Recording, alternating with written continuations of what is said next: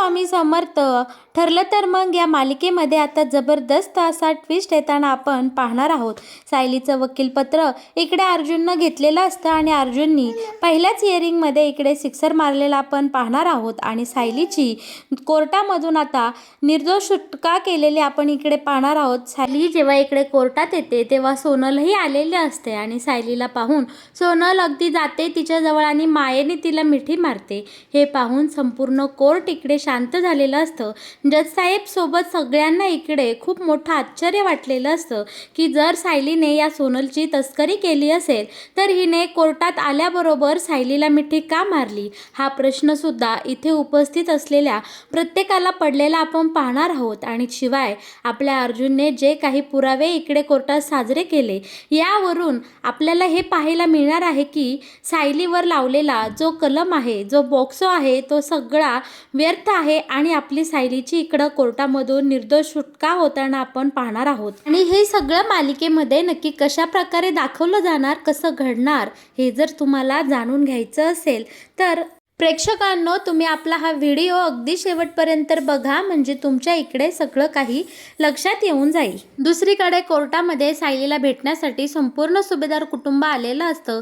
ही बातमी श्वेताने प्रियापर्यंत बरोबर पोहोचवलेली आपण इकडे पाहणार आहोत. प्रियाने सांगितलेलं असतं की आता मला कसल्याही परिस्थितीत या सगळ्या सुभेदारांना भेटण्यासाठी जायचं आहे. ती आता तिचा मदत करणाऱ्या कॉन्स्टेबल मॅडमसोबत बोलते आणि तिला बोलते की मला जेलरक घेऊन जा, मी परमिशन घेईन. आता सायलीसोबत सगळे छान इकडे गुण्यागोविंदाने आनंदाने बोलत असतात, सायलीला धीर देत असतात. त्याचवेळी प्रिया तिथे येते आणि त्यांच्या चांगल्या चाललेल्या या कार्यक्रमात मिठाचा खडा घालते. बोलते की पूर्णा आजी कशी आहेस ग, तुला माझ्याशी नाही बोलायचं का? किती दिवस झाले मी तुम्हा कुणाला पाहिलं नाही, केवढे दिवस झाले मी इकडे जेलमध्ये सडते आणि तुम्ही साधं मला भेटायला सुद्धा आला नाही. आणि मुद्दामून आता म्हणते, पाहिलंस का बाळा, तुला भेटायला इकडे कोण कोण आलं, हे सगळे आले. तेव्हा पूर्णाजी बोलते, हे बघ आम्हाला तुझ्यासोबत बोलण्यात काही रस नाही प्रिया, आम्ही फक्त आमच्या सायलीला भेटण्यासाठी इथं आलेलो आहोत, त्यामुळे तू आमच्यापाशी नाही थांबली तरी चालेल. आता प्रिया इकडे बोलते, पूर्णाजी का ग, मी तुझी नातसून आहे ना आणि माझ्या पोटामध्ये तुझा पंतो आहे आणि तुम्ही ह्या सायलीला येऊन थोडे काही तास नाही झाले तर सगळे इकडे धावत पळत या जेलमध्ये तिला भेटायला आलात आणि मी इतके दिवस झाले जेल माझ्यासाठी तुम्ही कुणी आले नाही. अश्विन, तूही आपल्या बाळाला भेटायला आला नाही. अश्विन बोलतो, हे बघ मुली, तुझ्यासोबत आमचा काही संबंध नाही. प्रिया, तू उगाच आमच्यासोबत बोलायला येऊ नको. आम्ही इथे फक्त सायली वहिनीसाठी आलो आहोत. आणि आता संपूर्ण सुभेदार कुटुंब एकमेकांचा हात घट्ट धरतं आणि सायलीच्या पाठीमागे भक्कमपणे उभे राहताना आपण इकडे पाहणार आहोत. प्रियाचं हे सगळं पाहून खूप जळफळाट होतो. प्रिया बोलते की पूर्णा आजी, तुम्ही मलाही तुमच्या ह्या सगळ्या फॅमिलीमध्ये का बरं सामील करून घेत नाही, मीही तुमचा फॅमिली मेंबर आहे ना. तेव्हा आता इकडे प्रताप बोलतो की हे बघ प्रिया, तू आमचं नातं जपलं नाही, आमच्या प्रेमाला किंमत दिली नाही, त्यामुळे तू आमच्या फॅमिलीचा भाग नाही. किती वेळा तुला सांगायचं ग, तरी बिनलाजेगत आमच्यासोबत बोलायला येते आणि तू आमचा वेळ वाया घालवत आहे. एकतर आम्ही सायलीसाठी इथे वेळ काढून आलो आहे, त्यात तू आमचा असा वेळ वाया घालवला तर. आणि आता अर्जुन तिथं उपस्थित असलेल्या कॉन्स्टेबल पोलिसांना बोलतो की प्लीज तुम्ही यांना घेऊन जा. आणि आता सोबत आलेली ती प्रियाची कॉन्स्टेबल बोलते की यांनी रीतसर परवानगी घेतली आहे जेलर मॅडमची. पण इकडे आता दुसरी कॉन्स्टेबल मॅडम आता ह्या प्रियाच्या कॉन्स्टेबल मॅडमला बोलते की तिला घेऊन जा बरं, कशाला वेळ वाया घालवतात. आणि बरोबर आता ती दुसरी मॅडम प्रियाला तिथून घेऊन जाते. बोलते प्रिया बोलते की अगं थांब, अबघ ही माझी सासू आहे, ती आजी सासू आहे, तो माझा नवरा आहे आणि ही ननद. आस्मिला बोलते की तुझ्याशी माझा काही संबंध नाही, मी तुझी ननद बिनन कवनी नाही, जा ग इथली, निघ. आता इकडे प्रियाला भरपूर अपमानित करून सगळ्यांनी इथून हकलून दिलेलं आपण पाहणार आहोत. आता इकडे सायलीला भेटायची ही वेळ संपत आलेली असते. सगळ्यांना सायलीची इकडे चिंता वाटत असते. पण तिथं उपस्थित असलेली ही कॉन्स्टेबल पोलीस बोलते की तुम्ही कुणीही काळजी करू नका, मी आहे तिच्यासोबत. अर्जुनही बोलतो की खरंच या कॉन्स्टेबल मॅडम खूप चांगल्या आहेत, त्या आपल्या सायलीची चांगली काळजी घेतात. आता पूर्णाजी कल्पना बोलते की ऐकून बरं वाटलं की इथे कुणीतरी सायलीची काळजी घ्यायला आहे. आता इकडे आपली कल्पना बोलते की सायली, ती प्रिया तुला इथे त्रास देणार नाही ना ग, तुमची समोरासमोर भेट होत नाही ना. तेव्हा इकडे सायली बोलते की तुम्ही अजिबात काळजी करू नका, ती प्रिया माझं काहीही वाकडं करू शकणार नाही, ती अजिबात माझ्या समोरही येत नाही. आता इकडे छान पद्धतीने या सगळ्यांनी त्या प्रियाचा अपमान करून सायलीची बाजू ठामपणे घेतलेले आपण इकडे पाहणार आहोत. आता सगळेजण घरी निघालेले असतात, पण आपली सायली मात्र प्रतिमाला थांबून घेते. प्रतिमाला सांगते की आई, मी ह्या जेलमधून बाहेर येईस्तोवर तू सुभेदारांच्या घरी राहा, त्यांना आधार दे, कुणाच्याही डोळ्यातून पाणी येऊन देऊ नको, सगळ्यांची काळजी घे. आणि अर्जुनलाही सायली बोलते की अहो, तुम्हीही काळजी घ्या, तुम्हाला मी एक खूप मोठी जबाबदारी देते. माझ्या बाळाच्या बाबांना जपा, त्यांची काळजी घ्या, त्यांना रडू देऊ नका, त्यांना खूप सारी हिंमत द्या आणि लवकरात लवकर बाळाच्या आईला बाहेर काढा. हे शब्द ऐकताच अर्जुनला खूप वाईट वाटतं. अर्जुन बोलतो की सायली, खरं तर मला आता तुला या सगळ्यातून बाहेर काढायचं आहे, तुला एकही दिवस या जेलमध्ये राहून द्यायचं नाही, पण आता माझा काही पर्याय नाही. उद्या आपण बघूया की तुला बेल भेटते की नाही. सायली बोलते सगळं काही ठीक होणार आहे. अहो, तुम्ही अजिबात काळजी करू नका, तुम्ही धीर सोडू नका आणि काही नवीन पुरावे मिळते का याबद्दल तुम्ही जरा चौकशी करा. प्रतिमा आणि आपला अर्जुन सायलीची इकडे भेट घेऊन घरी गेलेले असतात. दुसरीकडे मात्र महिपतने आता इकडे डाव साधलेला असतो. महिपत बाबा हे बोंधू आवरण त्याने पांघरलेलं असतं आणि आता प्रेक्षकांनो, हा बरोबर एका वकिलाला, शेंडे वकिलाला इकडे कन्व्हिन्स करतो की त्याने या सुरेश कदमची केस घ्यावी आणि सायलीच्या विरोधात इकडे लढावं.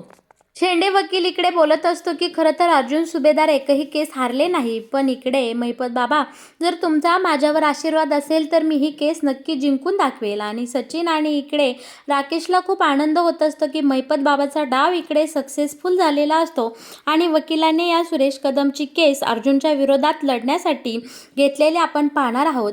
इकडे वकील निघून गेल्यानंतर आपला सचिन आणि हा राकेश महिपतला बोलत असतो की महिपत बाबा, वकील तर तुमच्यावर फुल लट्टू झाला आहे, तो तर तुमच्या शब्दाबाहेर जायला नाही. तेव्हा आता इकडे महिपत बोलतो, काय करणार, मी फक्त देवाचा माणूस आहे, सगळं काही त्याच्या इच्छेनं होतं, यात माझा कसलाही हात नाही. दुसरीकडे सायलीच्या आठवणीने इकडे आता गौरी खूप रडू लागलेली असते. गौरीला सायलीची खूप आठवण येत असते. तिची लाडकी सायलीताई दिसत नाही म्हणून गौरी इकडे धुमाकूळ घालत असते की मला माझ्या सायलीताईकडं जायचं आहे, मला काही माहीत नाही माझी सायलीताई कुठे आहे, मला तिच्याकडं जायचं आहे.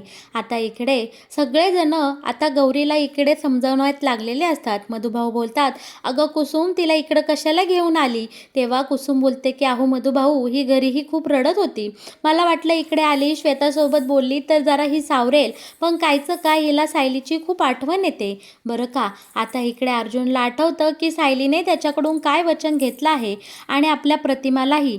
तेव्हा आता अर्जुन आता या गौरीजवळ जातो आणि गौरीला बोलतो की गौरी, असं रडायचं नाही, तुझ्या सायलीताई लवकरात लवकर तुला भेटण्यासाठी येणार आहे, त्यामुळं गौरी असं वेड्यागत करायचं नाही आणि रडायचं नाही. आता गौरीला समजवता अर्जुनच्या डोळ्यातूनही पाणी आलेलं असतं. आपली गौरी अगदी शहाण्या मुलीसारखी वागते. अर्जुनजवळ जाते, अर्जुनचे डोळे पुसते आणि बोलते की सायलीताई लवकरात लवकर येणार आहे. अर्जुन दादा, तूही धीर खचू नको, तूही रडू नको, सायलीताई माझी लवकर येणार आहे. आणि आता गौरीचं हे सगळं रूप पाहून सगळेजण घरातले बोलत असतात, गौरी लहान आहे म्हणून निदान रडू तरी शकते, खरं तर आमच्याही ह्याच भावना आहेत, पण आम्ही कुणाजवळ व्यक्त करणार. आता प्रतिमा इकडे सगळ्यांना समजावते आणि प्रत्येकाला बोलते की 2 घास खाऊन घ्या. आणि आपली अस्मिताही आता शाण्या मुलीसारखं घर आता हँडल करायला शिकलेली असते, सगळ्यांना इकडे समजून घेत असते. एकट्या गौरीने संपूर्ण सुभेदार कुटुंबाला इकडे आता उभारी दिलेली आपण पाहणार आहोत. दुसरीकडे अर्जुन विचारात पडलेला असतो की आता सायलीला कसं काय या केसमधून सोडवायचं, सायलीवर लागलेला बोक्सो कसा हटवायचा बरं का. असंच विचार करता करता आता आपल्या अर्जुनच्या डोक्यामध्ये एक गोष्ट येते. त्यासाठी आता अर्जुनला सकाळ सकाळ पहिलं आपल्या सायलीला भेटायला जायचं असतं, कारण नंतर त्याची कोर्टामध्ये पहिली हिअरिंग असते. आपल्या अर्जुनने सायलीचं वकीलपत्र आता कोर्टात सबमिट केलं आपण पाहणार आहोत आणि सायलीची केस, सायलीचा वकील म्हणून आपले अर्जुन सायलीची बाजू कोर्टात मांडताना आपण आता पाहणार आहोत. दुसरीकडे आता जेलमध्ये जेवायची वेळ झालेली असते. सगळ्या कैद्यांना इकडे जेवणासाठी बोलवलेलं असतं. सायलीनेही आपलं गपगुमान ताट घेतलेलं असतं, ती आता इथे जेवायला बसणार असते. पण प्रिया मात्र इकडे सायलीवर आता रॅगिंग करण्याचा प्रयत्न करत असते. सायलीने आपलं ताट वाढून घेतलेलं असतं. सायली जिथे बसायला जाईन तिथे प्रिया हात ठेवते आणि दुसरीकडे बसायला गेली तर तिथे दुसऱ्या त्या जेलमधल्या बाईला खुणावते आणि तीही तिथे सायलीची जागा अडवते. आता इकडे प्रिया मुद्दामून बोलते, सायली बिचारी काय ग तुझी ही हालत, आता तू तर या जेलमध्ये सडणार आणि तुझं बाळही. आता मात्र सायलीचं इकडं डोकं फिरतं. प्रियाने सायलीच्या बाळावर गेली तर सायली चवताळून उठते. सायली वाघीण बनते आणि प्रियाला बोलते, प्रिया तोंड सांभाळून बोल, माझ्या बाळावर जायचं नाही या. शेवटचं सांगते तुला, अजिबात माझ्या नादी लागायचं नाही. तू तुझं आयुष्य जगायचं, मी माझं करणार. आणि हो, राहिला प्रश्न ना, तर माझं बाळ या जेलच्या बाहेरच जन्माला येणार आहे, तू त्याची काळजी करू नको. आता इकडे प्रिया बोलते की मग ठरलं तर मग तुझं. सायली इकडे खूप कॉन्फिडन्सनी बोलते की हो, आमचं तर ठरलं आहे, तू तुझं बघ की तुझं काय होतंय, तू या जेलमधून कधी बाहेर पडणार यावर तू विचार कर.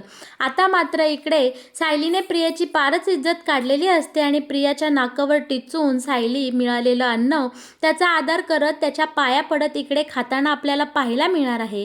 पण प्रियाला मात्र सायलीला या सगळ्यावर काय उत्तर देतं हे अजिबात सुचत नसतं. इकडे शांतपणे सायलीने जेवण केलेलं असतं. सायली पुन्हा आता तिच्या जेलमधल्या जागेवर गेलेली असते. प्रिया मात्र इकडे विचारचक्रात अडकलेली असते. प्रिया एकच विचार करत असते की सायली कोणत्याही परिस्थितीतून या जेलमधून सुटता कामा नये.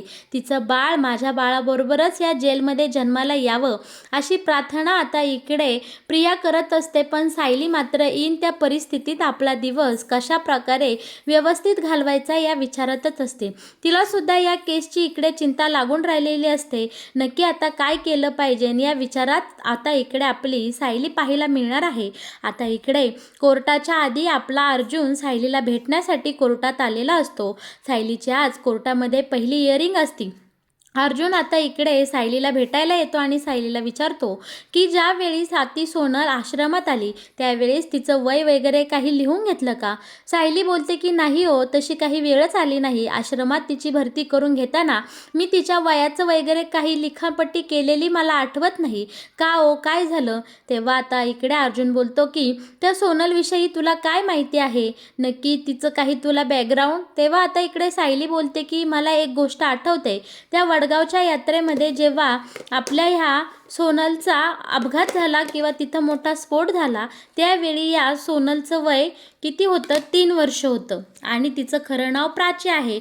मग याचाच अर्थ असा की तो अपघात 2008 साली झाला. मग आताच्या तारखेनुसार ह्या आपल्या सोनलचं वय 21 वर्ष असणार आहे. आता हा खूप महत्त्वाचा पॉईंट अर्जुनच्या इथे लक्षात आलेला असतो. अर्जुन बोलतो, यस, मी याच तो गोष्टीची वाट पाहत होतो सायली.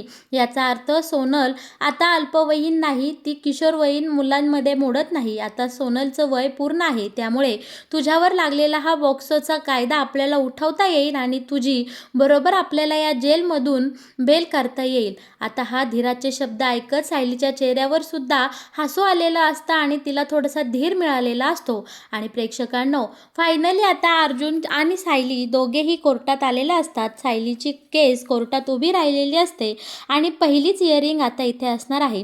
सायली कोर्टात आल्याबरोबर आता ह्या सोनललाही इथे साक्षीसाठी बोलवलेलं असतं. सायलीला पाहताच इकडे सोनलला खूप भरून आलेलं असतं. तिचे डोळे इकडे पाणवलेले असतात. सायलीला पाहून ही सोनल धावत पळत सायली जवळ जाते आणि तिला कडकडून मिठी मारते. हा क्षण खरं तर इकडे जज साहेबांनीही त्यांच्या डोळ्याने टिपलेला आपण पाहणार आहोत. सगळ्यांना आश्चर्य वाटतं की जर सायली मुलींची तस्करी करत असेल तर ह्या मुलीला सायलीविषयी एवढं प्रेम आणि माया कशासाठी, का. आता इकडे कोर्टामध्ये सायली विरोधात केस उभी राहिलेली असते. शेंडे वकिलाने आता ह्या सुरेश कदमचं इकडे वकीलपत्र घेतलेलं असतं. दुसरीकडे या हिअरिंगसाठी आता सोनलही इथे उपस्थित राहिलेली असते. सायलीवर इथे नको नको ते आरोप होऊ लागलेले असतात. सोनलला मात्र ह्या कुठल्याच गोष्टी पटत नसतात, खटकत असतात. तिला सायलीचं खूप वाईट वाटत असतं. सोनल मलाशी विचार करत असते की माझी सायली ताई गरोदर आहे आणि माझ्यामुळे तिच्यावर ही काय वेळ आली, नक्की काय घडलं आणि मी काय विचार करत होते. आता इकडे शेंडे वकिलाने सुरेशचं वकीलपत्र घेतल्यामुळे तो सायलीवर खूप घाणेरडे आरोप करत असतो. तो बोलत असतो की ही सायली अल्पवयीन मुलींची तस्करी करते, त्यांना नको त्या वळणाला लावते. आश्रमाच्या मागे हा खूप काळा बाजार चालला आहे. ह्या बाईने ह्या सोनल नावाच्या अल्पवयीन मुलीचं आयुष्य बर्बाद केलं आहे. हिच्यावर बॉक्सो लागला आहे. या बाईची कधीही जेलमधून सुटका होता कामा नये. तिला आता जन्मठेप मिळालीच पाहिजे. असं आता इकडे या शेंडे वकिलाने जज साहेबांकडे पालकांकडे आर्ग्युमेंट केलेला असतो. दुसरीकडे लगेच आपला अर्जुन उठतो आणि बोलतो की ऑब्जेक्शन मिलॉर्ड, आणि अर्जुन आता त्याची केस, सायलीची केस इकडे लढायला लागलेला असतो. अर्जुनने आता पहिली गोष्ट ही सिद्ध केलेली असते की सोनल ही अल्पवयीन मुलगी नसून हिचं वय आता 21 आहे. सोनल सज्ञान आहे. सोनलचं त्या वडगावच्या ज्या जत्रेमध्ये अपघात झाला, ज्या जत्रेमध्ये तिच्या आईवडिलांपासून तिची ताटातूट झाली, त्यावेळी ह्या मुलीचं वय 3 वर्ष होतं आणि हा जो काही बॉम्बस्फोट झाला तो 2008 साली झाला आहे. त्यानुसार आजचं या सोनलचं वय 21 वर्ष पूर्ण आहे. सगळ्यात महत्त्वाची गोष्ट अर्जुनने आता कोर्टासमोर आणून दिलेली आपण इकडे पाहणार आहोत. जज साहेबांनी सुद्धा हा मुद्दा आता इकडे नोट करून घेतलेला असतो. सगळ्यांना आता अर्जुनच्या ह्या आर्ग्युमेंटमुळे आधार वाटलेला असतो. त्यांना कुठंतरी आशेचा किरण इकडे दिसत असतो की सायलीची निदान बेलवर तरी आज सुटका होईल. आणि प्रेक्षकांनो, अगदी तसंच घडणार आहे. आता इकडे आल्या आल्या सोनल सायलीच्या गळ्यात पडली आणि हे दृश्य सुद्धा इकडे जज साहेबांनी पाहिलेलं असतं. त्यात सायली गरोदर आहे. आजपर्यंत सायलीवर कोणतंही इकडे आता क्रिमिनल हिस्ट्री नव्हती. त्यामुळे कोर्टाकडून सायलीला आता एकदम आरामशीर इकडे बेल मिळालेली आपल्याला पाहायला मिळणार आहे. आणि प्रेक्षकांनो, पहिल्याच इयरिंगमध्ये आपल्या अर्जुननी सिक्सर मारलेला आपण पाहणार आहोत आणि सायलीची इकडे बेलवर म्हणजे जामिनावर सुटका केलेली आपण आता पाहणार आहोत बरं का. सायलीची जामिनावर सुटका झाली, यामुळे संपूर्ण सुभेदार कुटुंबाला खूप आनंद झालेला असतो. आपला अर्जुन तर सायलीला अगदी कडकडून घट्ट मिठी मारतो. तर मग प्रेक्षकांनो, कसा वाटला तुम्हाला? ठरलं तर मग या मालिकेत येणारा हा नवीन ट्विस्ट, मालिकेचे असेच नवनवीन अपडेट जर तुम्हाला सगळ्यात आधी जाणून घ्यायचे असतील तर तुम्ही आपल्या या चॅनेलला नक्की सबस्क्राईब करा. आपल्या व्हिडिओला लाईक केल्याशिवाय अजिबात कुठे जाऊ नका. आपला व्हिडिओ शेवटपर्यंत पाहिला यासाठी तुम्हा सर्व प्रेक्षकांचे मनापासून आभार. धन्यवाद.